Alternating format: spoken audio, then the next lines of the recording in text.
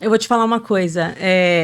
Isso é um assunto que eu fico extasiada, assim, até porque eu brinco que a minha transição mais difícil não foi a de ser solteira pra ser casada, ser solteira pra ser mãe, sem filhos pra ser... Não. Foi a de ser empreendedora pra ser empresária.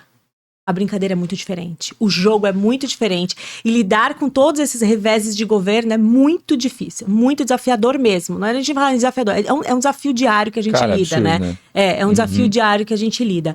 Mas eu vou falar que isso... A gente já nasceu para isso. A gente já nasceu com isso dentro da gente. Então a gente tem dentro da gente um propósito tão maior do que tudo isso que a gente encontra um meio e um como para fazer todas as outras coisas. Mas você sabe que o maior desafio para mim, como empreendedora e como empresária, sabe o que foi? O mesmo que os atletas. Lidar com a questão de ser desacreditada. Porque quando você começa, você é desacreditado. E você nunca é desacreditado por pessoas que não te conhecem. Você é desacreditado pelas pessoas que você mais ama. Você é desacreditado pelas pessoas que estão dentro da tua casa. Você é desacreditado pelas pessoas que você vai pedir as primeiras opiniões. Então, eu vou abrir um negócio, sério, com R$600. Pelo amor de Deus, tá louca? Que merda é essa? Quando você acha? Por quê? Porque quando você vai pedir uma opinião, a pessoa ela vai te responder baseado na vivência dela. Só que muitas vezes ela não está onde você gostaria de estar. Então ela não sabe também. Só que você não tem ainda essa visão, essa percepção de saber filtrar o feedback. Entende? Então você fala, é verdade, né? E aí se você tem essa... Por isso que eu te falei do autoconhecimento, né? Da inteligência emocional. Se você tem crenças de identidade ruins, né? Que são limitadoras... Você realmente vai validar tudo que a pessoa está falando, não vai exercer o teu propósito, aquilo que você verdadeiramente nasceu para fazer, e vai deixar de ser um talento. Nós somos forjados a vida toda, ou por muito tempo, para fazer aquilo que a gente verdadeiramente nasceu para ser. Todos nós temos um propósito. Vini, você tem um, eu tenho outro. Jesus foi carpinteiro por 30 anos, mas ele não nasceu para ser carpinteiro. Uau. Só que por 30 anos ele foi forjado para ser quem ele verdadeiramente nasceu para ser. É muito louco, né? Não é? Muito louco. É verdade. Eu não fui professora de inglês por 30 anos. Mas durante 30 anos eu tive diversas outras coisas que eu fiz, perrengues que eu passei, histórias que eu poderia contar por outros 2 episódios até, porque fiz 1 milhão de coisas, mas que me forjaram, que traz muito nesse nome também, para ser a empreendedora, a empresária e superar todos esses desafios que a gente precisa superar e enfrentar para chegar aonde eu quero chegar. Perfeito. Entende? Quando a gente pensa em dons e talentos, eu acredito que nós aqui, como Forjando, acreditamos que por uma justiça divina, todo mundo, sem exceção, tem um dom, um talento em alguma coisa. Tem. Talvez a maioria das pessoas não encontre isso durante sua vida ou não busquem isso, mas eu acredito que todo mundo, por uma justiça divina, tem. É nítido que algumas pessoas têm uma facilidade, têm um talento, têm uma habilidade maior em algumas coisas, né? Quando você ouve isso e você olha pra Carol, o que você acha que são seus dons e seus talentos? Você já conseguiu identificar? Você já tem alguma visão disso ou não?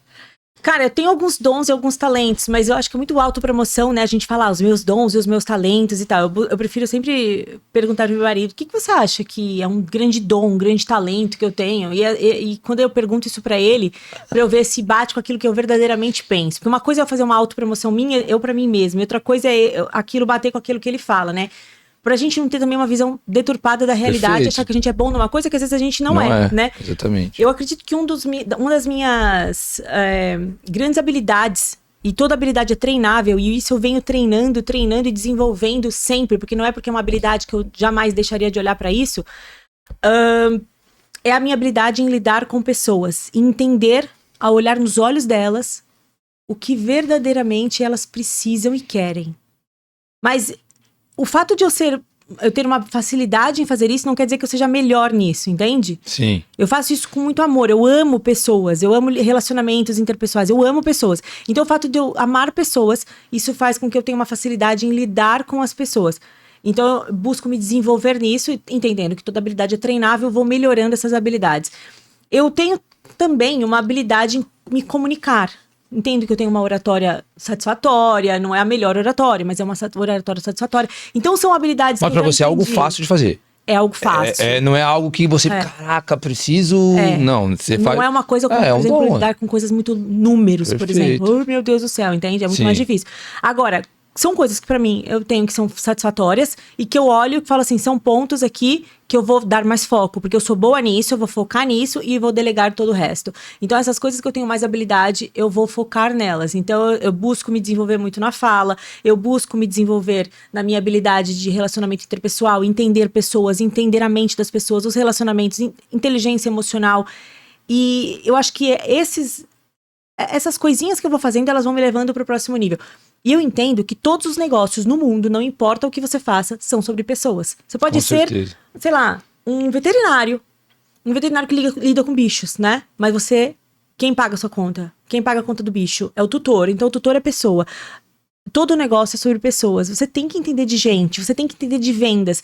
Eu gosto de vender. Eu sempre honrei muito a profissão de vendas. Eu sempre falei, sou muito vendedora. E eu faço sempre um curso de vendas iniciante, curso de vendas avançado. Mas você já não sabe? Não sei se eu sei. Se tem uma técnica nova, eu leio leio o livro de vendas, porque eu sempre quero me desenvolver mais e saber coisas novas sobre esses assuntos. Então, acho que são essas habilidades. Você tem mais habilidades, Bruno? Eu até nem ouvi, né? Então tá bom, acho que são essas. Mas ó, e aí, isso é nítido, tá? Eu acho que os dons e os talentos, eles quando as pessoas falam, acho que uma grande prova de que a gente tá indo pra direção certa, que a gente tá tendo a visão certa, é que as outras pessoas conseguem enxergar também. Por exemplo, nitidamente, talvez as pessoas não concordem com postura, talvez as pessoas não concordem com comportamento, mas não tem como negar, por exemplo, que o Neymar tem um talento maior em jogar futebol. Muito. As pessoas veem isso também, todo mundo enxerga. Então, acho que mesmo que ele fale, não, eu sou bom no futebol, cara, as pessoas enxergam. Então, de fato, aquilo ali tende a ser um dom e um talento mesmo. Mas algumas coisas, nesse caminho da gente ter um resultado expressivo, o que a gente percebe? Quando a gente passa pela etapa da pressão, que é aquele deserto da nossa vida em que a gente é moldado, em que a gente está deixando de ser uma barra de metal para ser uma ferramenta, a gente apanha muito, a gente é transformado o tempo inteiro, a gente erra muito. E esses erros, eles basicamente balizam todo o resto da nossa vida. Porque a gente errou ali naquele momento e falou, caraca, aprendi uma série de coisas com aqueles erros e que agora eu consigo ter uma direção muito mais assertiva. Quando a Carol olha pra vida assim, pra trás, que erros que você cometeu, que coisas que você, por falta de entendimento, por alguma coisa você fez, que hoje você pode falar assim, gente, ó, eu errei nisso, por tal coisa. Você não precisa errar, o caminho talvez seja diferente. E eu acho que falar do que deu certo é muito legal. Mas eu acho que a grande lição é tipo assim, errei nessas coisas aqui e arrumei a minha rota nesses momentos. O que você acha que pode... Essa pergunta é uma das perguntas mais desafiadoras para te responder. Vou te falar por quê.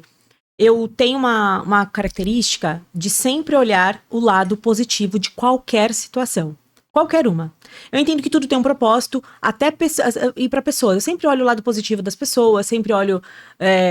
não é mundo poliana, não, é real. Falo, pô, tem uma intenção positiva. Ninguém acorda falando, hoje eu vou ser um merda. Não, o cara fez uma merda, mas ele tem uma intenção positiva por trás disso. Seja o reconhecimento, seja... Então eu busco isso. Então, essa pergunta ela se torna um desafio para eu te responder. Por quê? Porque eu sempre vou olhar todos os reveses que a vida trouxe e vou entender que teve uma coisa positiva. Eu acredito que a gente não perde. Ou a gente ganha, ou a gente aprende. Então é sempre um saldo positivo no final, por mais que seja uma dor muito grande e tal, né? Eu já perdi pessoas importantes na minha vida e eu falei, cara, às vezes eu me pergunto, Deus, eu queria tanto que, por exemplo, que meu pai estivesse aqui assistindo meu sucesso hoje, que muita coisa que eu sei hoje foi porque de um ensinamento que ele me deu. Mas será que eu seria hoje o que eu sou se ele estivesse aqui? E eu penso isso, e aí na hora o pensamento acaba, porque não tem por que eu ficar sofrendo pela morte dele. Legal. Deus entendeu que ele deveria partir, e ele partiu, acabou.